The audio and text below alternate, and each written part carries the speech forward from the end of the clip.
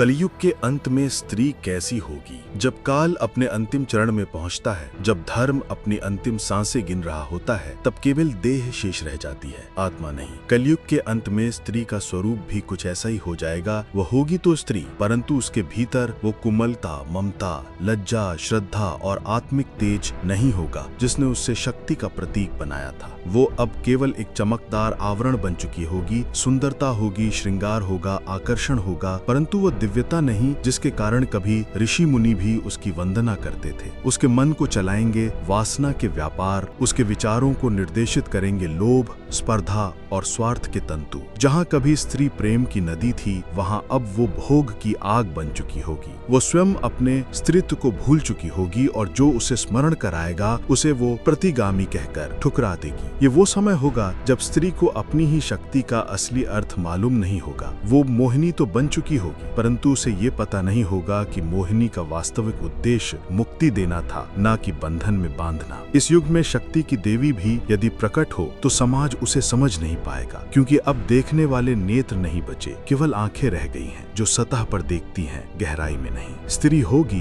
परंतु नारीत्व नहीं रहेगा। जब देह रहेगी पर आत्मा लुप्त हो जाएगी। जब स्त्री का शरीर बोलेगा पर उसका अंतर्मन मौन रहेगा। नारीत्व केवल शरीर या लिंग नहीं होता, ये एक ऊर्जा है, एक ऐसी ऊर्जा जो संवेदना से जन्म लेती है, जो निर्माण करती है, जो प्रेम देती है बिना शर्त, और जो प्रकाश है अंधकार में भी। लेकिन कलयुग के अंत में स्त्री इस ऊर्जा से कट जाएगी। एक देह की प्रधानता, आत्मा का विस्मरण। स्त्री का पूरा अस्तित्व अब उसकी त्वचा, उसके होठ, उसके अंगों में सीमित कर दिया जाएगा। सुंदरता का अर्थ होगा दिखना, बिखना और लुभाना। वो स्वयं भी यही मानने लगेगी कि उसकी सबसे बड़ी शक्ति उसका शरीर है, ना कि उसका हृदय, उसकी करुणा या उसका बौद्धिक तेज। नारीत्व अब आकर्षण होगा, आदर्श नहीं। 2 मूल्य नहीं, उपयोग देखा जाएगा। पुरुष समाज स्त्री को अब एक प्रोडक्ट की तरह देखेगा, जैसे फैशन इंडस्ट्री में कोई ब्रांड हो या सोशल मीडिया पर कोई ट्रेंड। और स्त्री स्वयं भी यही स्वीकार कर लेगी, क्योंकि उसे सिखाया जाएगा कि वैल्यू नहीं, विजिबिलिटी जरूरी है। स्त्री अपने अस्तित्व को सेल्फी में ढूंढेगी, साधना में नहीं। 3 आकर्षण होगा लेकिन गहराई नहीं। स्त्रियां सबको आकर्षित करना जानती होंगी। उनकी चाल, उनकी आवाज, उनकी हंसी, सब कुछ मोहक होगा, लेकिन ये मोह बाहरी होगा। वो मोह नहीं जो आत्मा को स्पर्श करता है, बल्कि वो जो केवल इंद्रियों को तृप्त करता है और फिर थका देता है। उसकी आंखों में काजल तो होगा पर करुणा नहीं। उसकी बातों में हंसी तो होगी पर सच्चाई नहीं। 4 वो स्वयं भी खुद को नहीं जानती होगी। वो स्त्री जिसे कभी आत्मज्ञानी, शक्ति का प्रतीक कहा गया, अब स्वयं ही ये भूल चुकी होगी कि वो कौन है, कहां से आई है और क्यों इतनी शक्तिशाली है। अब वो अपने लिए एक रहस्य बन चुकी होगी जिसे वो सुलझाना नहीं चाहती। जिसने दुर्गा को जन्म दिया वो अब स्वयं डरने लगेगी। जिसने शिव को तप में मोहित किया वो अब लाइक और कमेंट से मोहित होगी। स्त्री का अस्तित्व बचेगा पर उसका नारीत्व, वो गूढ़,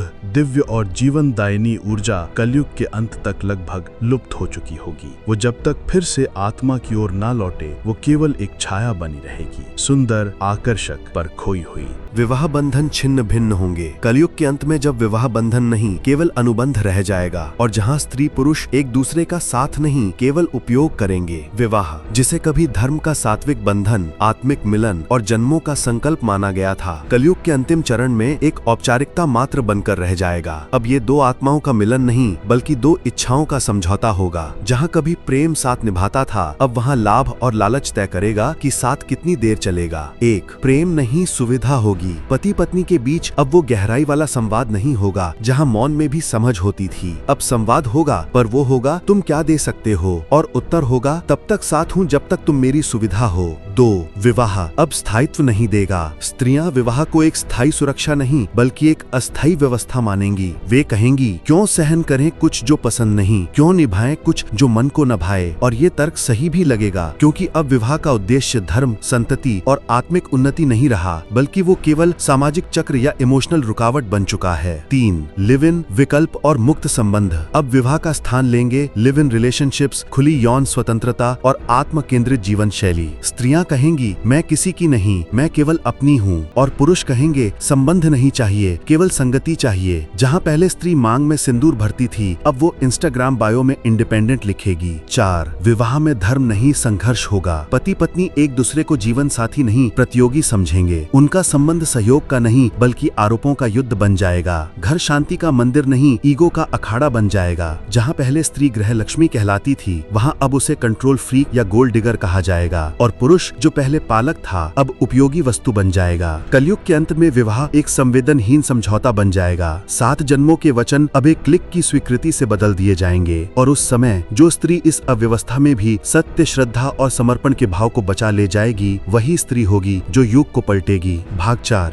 माँ का स्वरूप विकृत होगा। जब मातृत्व केवल एक जैविक प्रक्रिया रह जाएगी और माँ बनना एक जिम्मेदारी नहीं, बोझ लगेगा। माँ, जिसे सृष्टि का दूसरा नाम कहा गया, जिसके गर्भ से देवता, संत, योद्धा और ज्ञानी निकले, जिसके आंचल में शांति, ममता और शक्ति का संगम होता था, वही माँ कलयुग के अंतिम चरण में अपनी आत्मा से दूर हो चुकी होगी। 1, माँ बनेगी पर माँ नहीं रहेगी। स्त्रियां माँ तो बनेंगी, लेकिन मातृत्व का आत्मिक भाव उनके भीतर नहीं होगा। गर्भधारण अब एक जैविक उपज मानी जाएगी, न कि ईश्वरीय सौभाग्य। बच्चा उनका भाग्य नहीं बल्कि एक बाधा लगेगा। करियर में, सौंदर्य में, आजादी में। जहाँ पहले स्त्रियां पुत्र की रेखा ढूंढती थीं, अब वे प्रेगनेंसी को डिले करने वाले ऐप्स में सुरक्षा खोजेंगी। 2, माँ का उद्देश्य बदल जाएगा। अब माँ का काम होगा फीड कराना, स्कूल भेजना और स्क्रीन थमा देना। वे बच्चा पैदा तो करेगी, पर उसका मन और आत्मा गढ़ने में रुचि नहीं लेगी। उसे सिखाया जाएगा कि माँ बनना एक निजी निर्णय है, लेकिन कोई ये नहीं सिखाएगा कि माँ बनना एक तपस्या है। अब माँ गाना नहीं गाएगी, लूलाबाई की जगह यूट्यूब चलेगा। बच्चा माँ की आंखों में प्रेम नहीं, उसकी व्यस्तता पढ़ेगा। अब ममता स्क्रीन टाइम से मापी जाएगी। बच्चा माँ के गले में नहीं, गूगल कैलेंडर में फिट होना चाहिए। यही नया मंत्र होगा। 3, मातृत्व के स्थान पर नियंत्रण होगा। अब माँ केवल गाइड नहीं, कंट्रोलर बन जाएगी। बच्चों पर उसका प्रेम शर्तों पर आधारित होगा। A+ लाओ तो मैं खुश हूँ। बच्चा संवेदना नहीं, केवल परफॉर्मेंस और ओबीडियंस सीखेगा। अब ममता स्क्रीन टाइम से मापी जाएगी। बच्चा माँ के गले में नहीं, गूगल कैलेंडर में फिट होना चाहिए। यही नया मंत्र होगा। 4, स्त्री स्वयं अपने मातृत्व से डरने लगेगी। उसे लगेगा कि माँ बनने से वे अपनी स्वतंत्रता खो देगी। वे सोचने लगेगी कि क्या मैं माँ बनूंगी या बस एक मशीन जैसे जिम्मेदार बन जाऊंगी। समाज भी उसे यही दिखाएगा कि माँ बनना नुकावट है, विकास नहीं। जो कभी जननी थी, अब वे सोचने लगेगी कि क्या माँ बनना कमजोरी है। वे अपने ही गर्भ से डरने लगेगी। जब माँ का रूप खो जाएगा, तब संसार में संवेदना, श्रद्धा और सच्चा प्रेम भी विलीन हो जाएगा, क्योंकि माँ ही वो पहला मंदिर है जहाँ आत्मा प्रेम करना सीखती है। और जब वो मंदिर ही टूट जाए, तब युग के विनाश को कोई नहीं रोक सकता। लेकिन फिर भी कुछ स्त्रियां होंगी जो माँ बनेंगी, पर केवल शारीरिक रूप से नहीं, बल्कि वे अपने भीतर शक्ति, त्याग और करुणा का वे अद्वितीय दीप जलाएंगी, जो अंधकार के अंत में सत्य युग के द्वार खोलेगा। श्रृंगार और कामना में डूबी स्त्रियां। जब स्त्री सौंदर्य की देवी नहीं,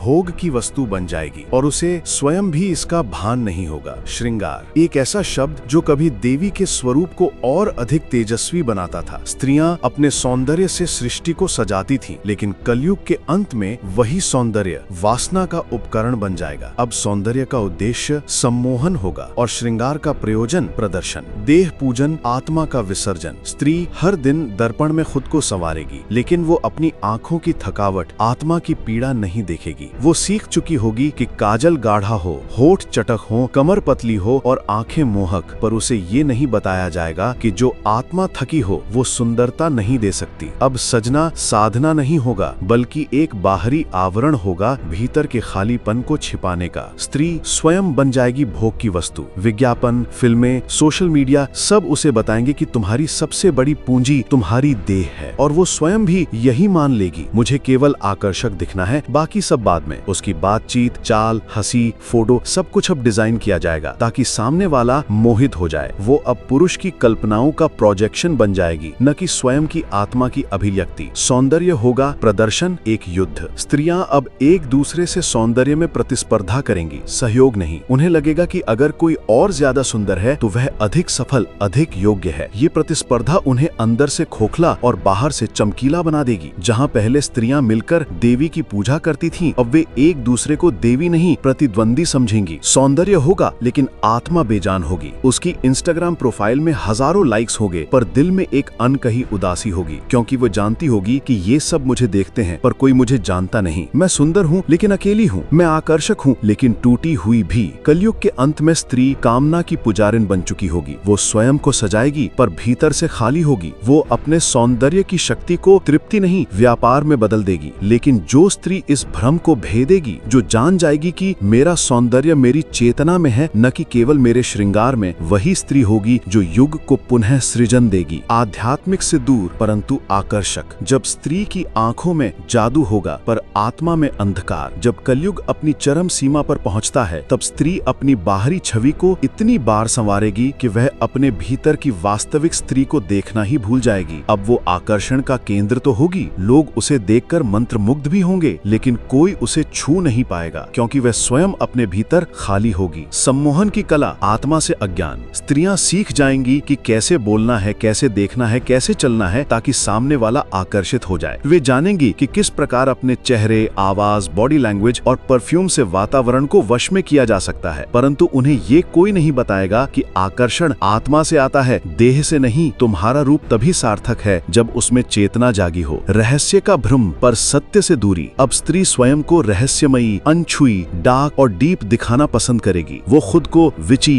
डिवाइन फेमिनिन, गॉडेस एनर्जी जैसे शब्दों से व्यक्त करेगी, लेकिन ये सब केवल शब्द और छवि बनकर रह जाएंगे क्योंकि उसके पास साधना नहीं होगी, न ही अनुभव। वो तंत्र का श्रृंगार करेगी पर साधना से डरेगी। वो देवी की तरह दिखेगी पर भीतर कन्या की तरह टूटी होगी। आकर्षण होगा लेकिन आत्म विनाशकारी। उसके पास हर वो गुण होगा जो आकर्षण में चाहिए, सौंदर्य, वाणी, चाल, मुस्कान, पर वो इसका उपयोग दूसरों को वश में करने के लिए करेगी, न कि मुक्त करने के लिए। और धीरे धीरे ये आकर्षण उसके लिए ही बंधन बन जाएगा। जो दूसरों को बांधती है वह स्वयं मुक्त कैसे हो सकती है? आत्मज्ञान से डर, तामसिक शक्ति से मोह। वो आध्यात्मिकता से कतराएगी क्योंकि वहाँ उसे खुद से मिलना होगा, पर तांत्रिक शब्दों, कार्ड्स, रत्न, माला, पूजा और इंस्टा विजुअलिज्म से मोह करेगी क्योंकि वहाँ उसे छवि मिलती है, न कि आत्मा। अब साधिका नहीं बनना है, दिखना है जैसे कोई रहस्य जानती हूँ। असली शक्तियाँ नहीं चाहिए, नकली पहचान ही बहुत है। कलयुग के अंत में स्त्री आकर्षक तो होगी पर वो मोहिनी नहीं, केवल परछाई होगी। वो देवी के वेश में स्वयं को अज्ञानी और खोई हुई कन्या की तरह अनुभव करेगी। परंतु यदि वह आत्मा की ओर लौटे, यदि वह अपने भीतर की मौन निर्मल शक्ति को पहचान ले, तो वो बनेगी वही जिसे तंत्र महामाया कहता है, जिसे सृष्टि आदि शक्ति कहती है। स्त्री एक युद्ध भूमि बनेगी जब स्त्री के भीतर स्वयं स्त्रीत्व और भोग, शक्ति और स्वार्थ, आत्मा और आकर्षण का संघर्ष होगा। अब वो समय होगा जब स्त्री स्वयं को समझ नहीं पाएगी। उसके भीतर एक पुकार होगी जो कहेगी, तू शक्ति है, तू माया नहीं, तू चेतना है, भ्रम नहीं। लेकिन उसी क्षण एक और स्वर कहेगा, रुको, पहले ये सब पाओ, पहले सबको दिखाओ कि तुम कितनी आकर्षक हो, तब बात करेंगे आत्मा की। स्त्री का अंतर्मन अब मोह और मुक्ति के बीच फंस चुका होगा। आत्मा कहेगी लौट चल, पर मोह बोलेगा ठहर जा। उसकी आत्मा चाहती होगी कि वो ध्यान में बैठे, मौन सुने, खुद को जाने, पर उसका मन कहेगा कि